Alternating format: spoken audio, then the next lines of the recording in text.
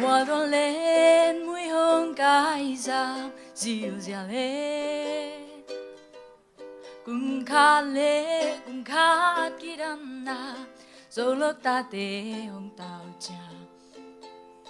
lưng doan hoài dấu găm hoa lệ qua cùng lệ qua kỳ đang rồi tàu ba na khalim sunuam sai lom te ton min pat koma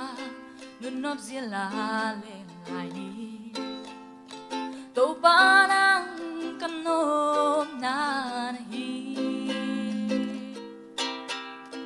Calvary na thoa na kaya ding in ka tam na sing lam te qual zona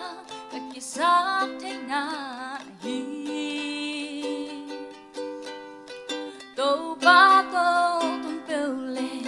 quay na khen bêu bên nhà bên tàu ba nang kam nôm na hi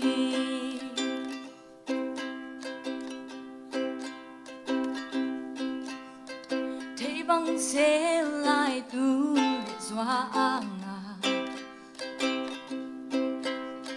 chỉ lệ toái ngay tô rơi toa lên na đi khan ni jang tô pasu